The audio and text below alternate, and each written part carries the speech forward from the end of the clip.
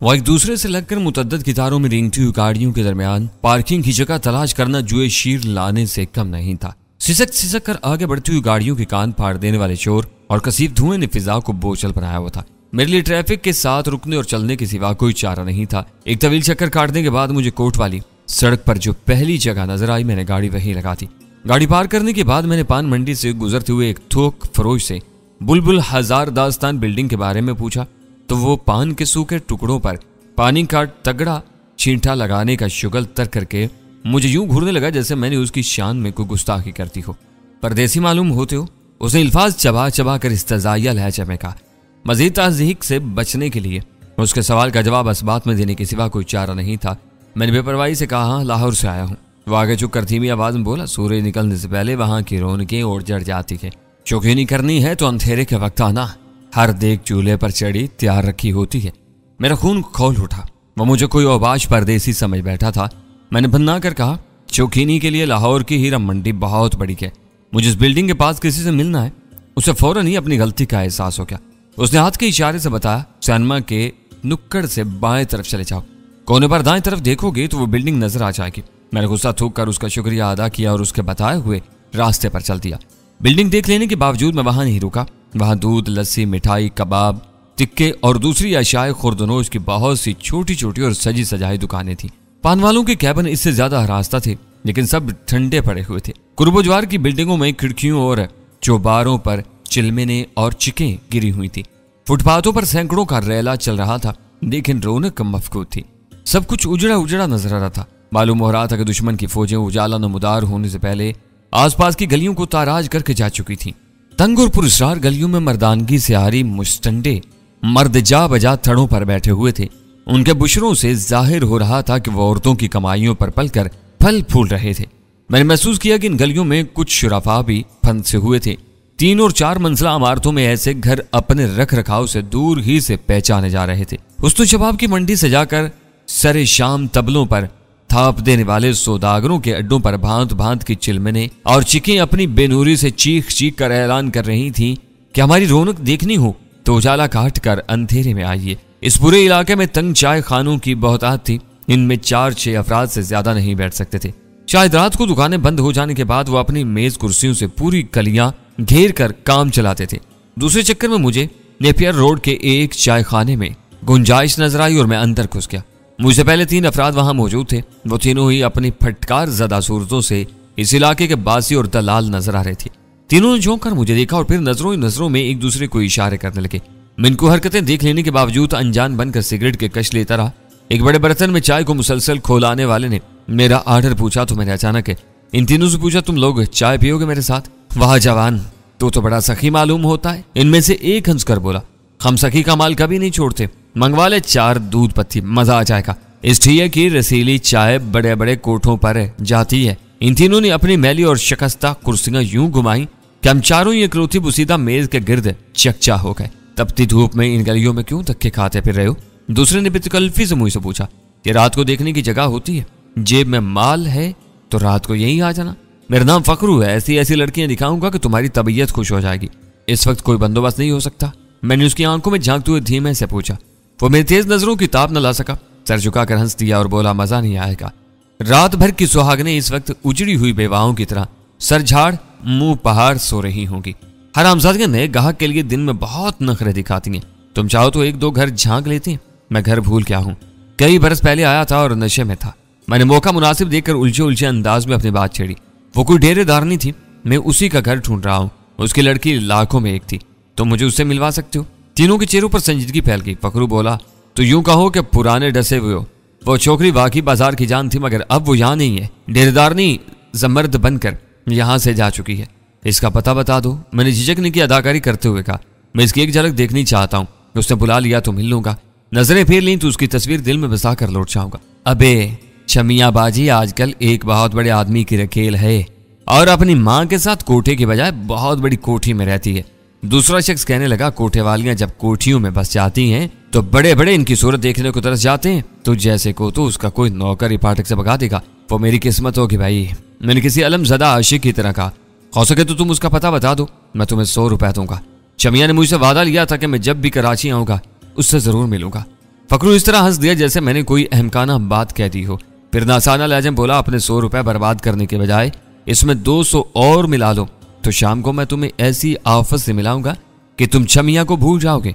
यहाँ की सारी लड़कियां अपने ग्राहकों को रुझाने के लिए ऐसी बातें करती हैं। यही सब सुनते सुनते हमारे बाल सफेद हो रहे हैं। ग्राहक से वादे लेना और इसके साथ भाग निकलने के वादे करना इस बाजार का चलन है।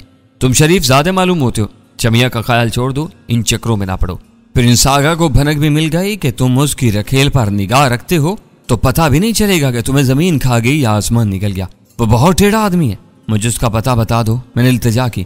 चलो मैं तुम्हें मुफ्त में 200 रुपए दूंगा। बाहू हम 3 हैं। तीसरे ने गुफ्तगू में हिस्सा लेते हुए खरीसाना लहजा में कहा, 100 रुपए की पत्ती तो मिलनी ही चाहिए हर एक को।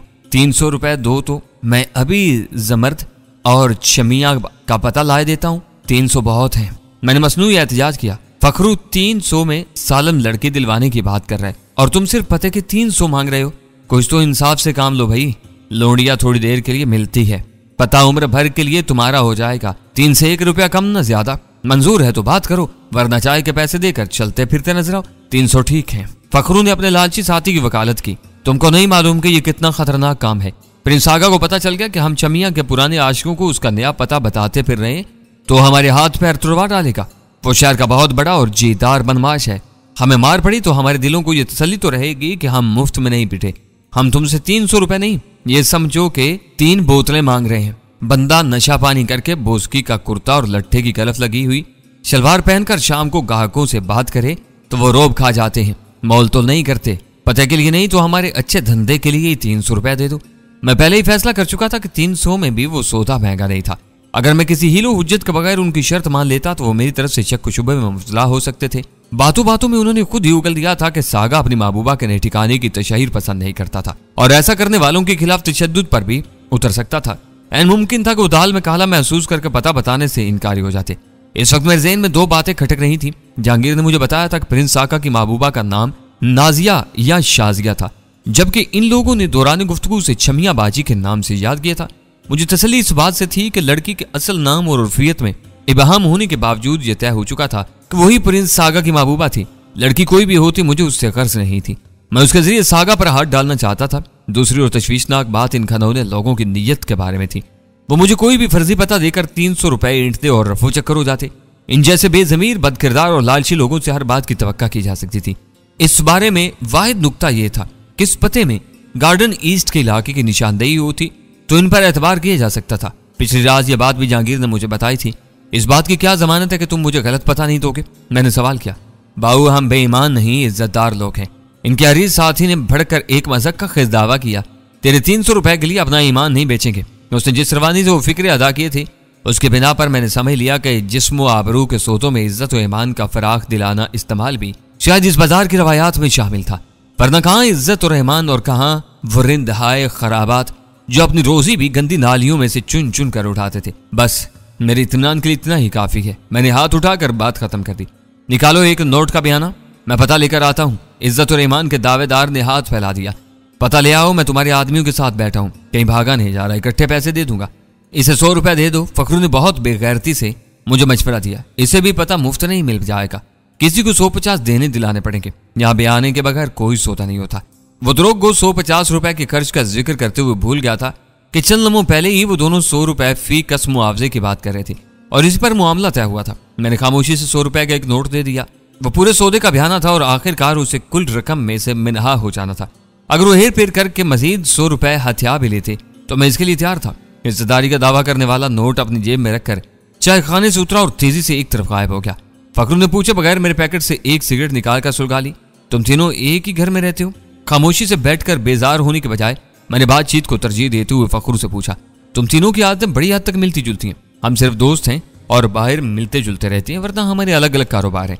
मुझे गुमान हुआ कि आड़ और दुनिया दिखावे के लिए शायद वो कोई कारोबार भी करते हैं। इसी गुमान के तहत मैं बेसाख्ता सवाल कर बैठा, कारोबार? तुम लोग किस चीज का कारोबार करते हो? वो बेढंगेपन से हंस पड़ा और इसी हंसी के दौरान बोले बादशाह हो, तुम्हारा वही हिसाब है कि सारी रात यूसुफ जुलेखा की कहानी सुनते रहे और सब पूछते हो कि जुलेखा मर्द थी या औरत। इतनी बातें हुई हैं, लड़कियों के भाव तक बता दिए और तुम कारोबार पूछ रहे हो। यहाँ और क्या कारोबार हो सकता है? पेट बड़ा बदकार है बाबा, पेट बड़ा बदकार। मेरे ज़हन के किसी गोशे में आदम के बांके बेटे और हव्वा की सुंदर बेटी के बारे में जोश के कहे हुए अशार का वो मिसरा गूंजा। इस वक्त फखरू उसकी मुकम्मल ताबीर बना हुआ था। तुम ठीक कहते हो, मैंने एतराफ किया। मेरी भूल थी कि मैंने वो सवाल पूछा। दलदल में गुलाब उगता किसने देखा है? वहां तो कमल के फूल ही खिल सकते हैं। सब कुछ जानते हुए मुझे वो सवाल नहीं करना चाहिए था। कोई बात नहीं। इसकी आवाज बेमलाल थी। हम जो करते हैं वो करते हैं। शाम को देखा करो कि कैसे कैसे शरीफ और रईस ज़ादे चमकती हुई गाड़ियों में यहाँ आकर हमारी खुशामदे करते हैं कि फलां से मिलवा दो, फलां को भेज दो। हम मेहनत करते हैं और अपनी रोजी कमाते हैं। बालाखानों से उतर उतर कर शहर की कोठियों में बस जाने वालियों की वजह से यहाँ की रौनकों को धचका तो जरूर लगा होगा। मैंने कहा, यहाँ की हर शमियां किसी सागा का इंतजार करती रहती होगी। बहुत फर्क पड़ा है यार। उसने मेरी तायद की। ये खुला बाजार है, वहां बंद दरवाजों के पीछे सारे किस्से तय हो जाते हैं। ये याद रखो कि जहां माल होगा वहां खरीदार जरूर आएगा। अल्लाह रोजी तो देता ही है। एक से मर्द जो खुद गर्ज निकल गई तो क्या फर्क पड़ता है। यहाँ से जाने वाली हर लड़की अपने साथ 10-5 को मामू खाला फूफी बना कर ले जाती है। तबला हारमोनियम बजाने वाले इन रिश्तों के सहारे बड़े सुखी रहते हैं। नाचने वालियां बाहर निकलकर बड़े बड़ों को अपने इशारों पर नचाती हैं। इनकी औलादें हमारी तरह जबू और ख्वार नहीं होंगी। सब अपनी कहानियां घड़कर इज्जतदार घरानों में रिश्तेदारियां कर लेंगे और खप जाएंगे। फखरू बज़ाहिर जाहिल था, लेकिन उसकी बातें वाकई फिक्र अंगेज थी। शहरों में बसने वाले बहुत तेजी से अपनी हर शनाख्त खोकर दौलत के असीर होते जा रहे थे। पिछली रात जहांगीर के घर पर यह मामला उठा था, लेकिन वहां उसकी नौयत महदूद थी। जहांगीर अपने पड़ोसी की गोशा नशीनी से नाला था। फखरू जो कुछ कह रहा था वो संगीन मालूमात थी। उसकी बरादरी शहर में फैल रही थी। गुनाह की कोख से जन्म लेने वाले शबस्तानों में परवान चढ़ रहे थे, आला तालीम हासिल कर रहे थे और फिर उन्हें अपने गिरदोपेश में जम हो जाना था। तुम्हारे साथियों के नाम क्या है? सोचो कि जलकार से निजात पाने के लिए मैंने हड़बड़ा कर पूछा। ये जवी है जो पता लेने गया है, इसका नाम इल्मुद्दीन है। वैसे तुम क्यों पूछ रहे हो? फिर क्या पूछूं? मेरे लिए खामोश रहकर इंतजार करना मुश्किल काम है और बातें करो। बातें करने के लिए पूरी दुनिया पड़ी हुई है। वह हंस कर बोला, ये बताओ कि छमिया का असल नाम क्या है? मैंने इश्तियाक आमेज लहजा में पूछा। असल नाम? वो सोचते हुए बोला, मुझे याद पड़ता है कि ढेरदारनी ने उसका नाम शाजिया रखा था, मगर वो प्यार से उसे शमिया कहती थी। पूरे बाजार में बहुत कम लोगों को उसका असल नाम मालूम होगा। और तेरा नाम क्या है? जवी ने मुट्ठी बंद करके सिगरेट का एक कश लेने के बाद पूछा। अब्दुल वदूद है। मैंने बिला सोचे समझे कह दिया। खुद हुद। जवी बहुत जोर से हंस पड़ा। फखरू भी इस बेसाख्ता मजाक पर अपना कहका नहीं रोक सका और वो दोनों देर तक हंसते रहे। मैं खामोश बैठा पुरतशवीश नजरों से उन्हें देखता रहा। हंसी थमी तो जवी ने फिर हुद कहा और दोनों दोबारा हंस पड़े। तुम्हारे माँ बाप को कोई और नाम नहीं मिला था रखने के लिए? हंसी रुकने के बाद फखरू ने पूछा। इन्हें पता होता कि तुम अच्छे खासे नाम को हुद बना दोगे तो जरूर कोई दूसरा नाम सोचते। इल्मुद्दीन को गए हुए बहुत देर होगी।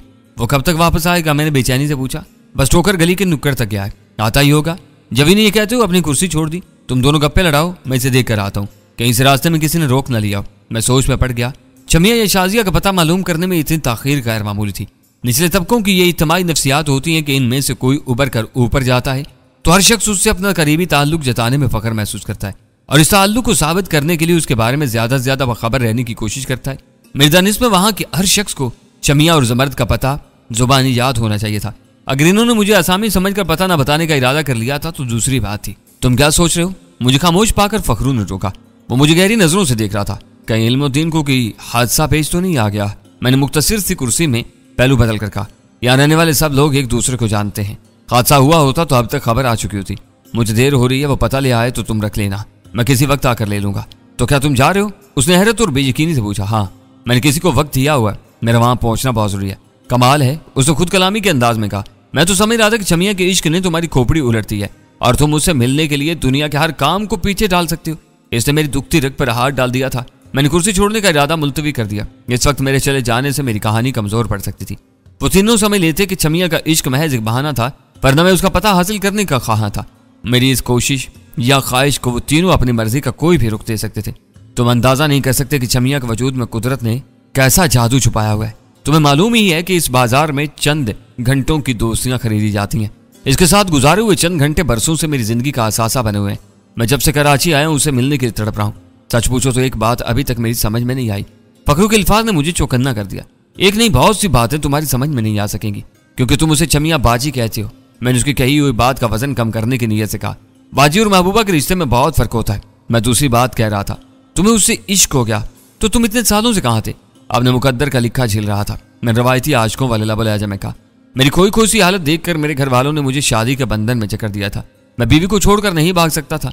रिश्तेदारों के गंदे ताने मेरे घर वालों की जिंदगी अजीरन कर देते। मौका मिला तो मैं यहाँ आ गया और अब मेरा अहद है कि छमिया से एक फैसला को मुलाकात किए बगैर यहाँ से नहीं जाऊंगा। लेकिन तुम तो चंद मिनट पहले ही जा रहे थे। मैं न रोकता तो इस वक्त तुम न जाने कहाँ होते। मैं हमेशा के लिए नहीं जा रहा था, पता लेने के लिए कल फिर लौटा था। वो कौन है जो तुम्हारे लिए छमिया से भी ज्यादा अहम है? उसने मुतजस्सिस लहजे में पूछा। वो उल्लू का पट्टा है, मैंने एक उज़र ज़हन में आते ही तलखी से कहा। छमिया के मुकाबले में उसकी कोई अहमियत नहीं है, लेकिन मसला यह है कि मुझे उससे एक बड़ी रकम लेनी है। आजकल 200-400 रुपए तो फकीर भी लिए फिरते हैं। अहमियत बड़ी रकम की होती है। जेब खाली हो तो छमिया जैसी रेशमीन और मुलायम महबूबा से मिलने का सारा लुत्फ गारत हो जाता है। बात तो तुम ठीक ही कहते हो। वो बाई आंख दबा कर बोला, लंबी रकम का मामला है तो वक्त साया मत करो। इल्मुद्दीन बहुत नदीदा शराबी है। मुझे शुबा हो रहा है कि वो 100 का नोट लेकर सीधा शराब खाने चला गया होगा और अब इस वक्त तक यहाँ नजर नहीं आएगा जब तक बोतल खाली करके गुलगुबारा मचाने पर न उतरा है। इसे वो नोट तुम ही ने दिलवाया था। मैंने मुलामत हमें लहजा में शिकवा किया। बस आदमी से गलती हुई जाती है। वो अपने फैसले पर शर्मिंदा था। इस वक्त तक तुमसे इतनी बातें नहीं हुई थी। मैंने सोचा था कि सारी नहीं तो थोड़ी रकम ही पकड़ ली जाए। फिर मैं चला। मैंने कुर्सी छोड़ दी। 5 बजे के करीब दोबारा इधर का चक्कर लगाऊंगा। फखरू ने बड़े तपाक से मुझसे हाथ मिलाया। वो बेचैनी के साथ गर्दन उठा उठा कर बाहर की तरफ देख रहा था। मैंने चाय की कीमत अदा करके होटल की पहली सीढ़ी से कदम उतारा ही था कि फुटपाथ से जबी वहां आ निकला। उसके साथ एक सेहतमंद नौजवान भी था जिसके बदन पर फखरू की आरजुओं के मुताबिक बोस्की का कुर्ता और लट्ठे की कलफ लगी हुई शलवार मौजूद थी। नौवार नौजवान ने अपनी अमारत के इजहार के लिए हर मुमकिन तरीका इस्तेमाल किया था। उसके गले में पड़ी हुई भारी तलाई चेन कुर्ते की गिरबान से बाहर सीने पर झुल रही थी। बाईं कलाई पर सुनहरे केस और चेन वाली कोई बेशकीमत घड़ी मौजूद थी। दोनों हाथों की उंगलियों में कीमती नगीनों वाली कमोबेश 5 तिलाई अंगूठियां चकमगा रही थी। उसकी खूबसूरती में कोई कलाम नहीं था, फिर भी उसके क्लीन शेव चेहरे पर मुझे इंसानियत की झलकियां नजर आ रही थी। मेरे सामने वो मुश्किल 2-3 कदम ही चला था और मैंने महसूस किया कि उसकी चाल भी लचकीली थी। लोची वह हराम दा पुत्र तो गायब हो गया। जब चाय खाने के सामने रुककर गुसीली आवाज में हुंकार रहा था, कहीं पड़ा 100 रुपए में कुत्ते का मुंह पी रहा होगा। मैं सनी को ले आया हूँ। इसे छमिया बाजी का पता तो नहीं मालूम, लेकिन इसने उसका घर देखा हुआ है। ये तुम्हें वहां पहुंचा देगा। मैं चाय खाने से उतरकर इन दोनों के करीब पहुंच गया। गोरा चिट्टा सनी शर्मीली नजरों से मेरी तरफ देखकर यूं मुस्कुरा रहा था जैसे अगले चंद सानियों में दिलो जान से मुझ पर फिदा होने का इरादा रखता हो। छमिया का घर कहाँ है? मैंने उसे अपनी तसल्ली के लिए सनी से पूछा। लसबेला और खौजा जमात खाने से पहले है साहब जी, उसे खालिस मर्दाना आवाज में कहा। लम्हा भर में उसकी शख्सियत का भरम खुल गया। वो खूबरू मगर जाहिल नौजवान भी कोई तवाइफ ज्यादा ही था। शायद उसे बदनाम मर्दों की सोहबत से बचाने के लिए औरतों ही में पाला पोसा गया था, इसलिए उसके हर तेवर और अंदाज से जनाना पंच लग रहा था। उसने जिस इलाके का हवाला दिया था वो गार्डन ईस्ट ही कहलाता था। पहले रकम लेने जाओगे या छमिया से मिलोगे? फखरू ने नीचे आकर मेरे कान में सरगोशी की। सनी आ गया तो पहले छमिया ही से मिल लूंगा, मैंने सोचते हुए कहा। मैं इन तीनों के लालच का हाल देख ही चुका था। इससे पहले कि जवी या फखरू कोई मुतालबा करता, मैंने जेब से 200 रुपए निकालकर फखरू के हवाले कर दिए। उसने इसी वक्त एक नोट जवी को देकर अपना लेन देन का हिसाब बराबर कर लिया। गनीमत ये हुआ कि इनमें से किसी ने मुझसे मजीद रकम का मुतालबा नहीं किया था। मैं घर से किसी और ही प्रोग्राम से निकला था। मेरा इरादा था कि मैं डेरेदारनी के पुराने मोहल्ले से इसका नया पता मालूम करके घर लौट आऊंगा और फिर मुनज़्ज़म प्रोग्राम के तहत किसी वक्त डेरेदारनी के कयामगाह पर पहुंचकर वहां कब्जा कर लिया जाएगा।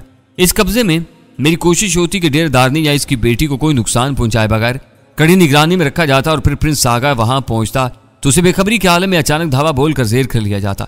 बराह रास्त वहां का रुख करना मेरे प्रोग्राम में शामिल नहीं था, लेकिन वहां हालात ही बदल चुके थे। मेरा सोचा हुआ प्रोग्राम धरे का धरा रह गया था। इल्मुद्दीन के गायब हो जाने और फिर सनी की आमद से सब कुछ बदल कर रह गया था। आसार बता रहे थे कि वो इलाका छोड़ देने के बावजूद डेरेदारनी को वहां के मकीनों की हमदर्दियां हासिल थी और अगर मैं फौरी तौर से सनी की खिदमात से इस्तेफादा हासिल न करता तो शायद बाद में डेरेदारनी का पता हासिल करना नामुमकिन हो जाता। हरीश शराबी इल्मुद्दीन ने गैर मुतवक्का तौर पर पैसों समेत गायब होकर मेरा सारा प्रोग्राम दरम बरम कर दिया था। सनी तुम्हें वहां पहुंचा कर लौट आएगा। फखरू ने मोहब्बत से उस नौजवान के पूछ पर हाथ फेरते हुए कहा। चाहो तो इस गबरू नौजवान को थोड़ा बहुत इनाम भी दे देना। मैं फखरू को कहर बार नजरों से घूर कर रह गया मगर जुबान से कुछ कहे बगैर सैनमा की तरफ चल दिया। सनी इन दोनों की तरफ हाथ लहरा कर मेरे पीछे हो लिया था। नुक्कड़ तक वो चलते चलते मेरे बराबर आ गया और मेरे कंधे पर हाथ रखकर बेतकल्फी से बोला, साहब जी मोटर से आए हो या यहीं से कोई रिक्शा टैक्सी पकड़ लें? छमिया बाजी का घर यहाँ से काफी दूर है। उसकी शक्ल सूरत और उठान देखकर मैं दिल ही दिल में कुड़ रहा था। कैसा खूबसूरत नौजवान, जहालत, गुमराही और गुनाहों की किस दलदल में फंसा हुआ था। जिस्मानी तौर पर वो देखे दिखाने के काबिल एक काबिल रश्क मर्द था, लेकिन उसकी चाल ढाल और बोल चाल में दूर दूर तक इस मर्दानगी का नामो निशान नहीं था। अगर सनी वो सवाल करके मुझे ना चुका देता तो मैं सीधा अपनी गाड़ी की तरफ ही जा रहा था। मैंने लम्हा भर के लिए उसके सवाल पर गौर किया और फिर फौरन ही अपना इरादा बदल कर कहा, किराए की कोई सवारी ले लेते हैं।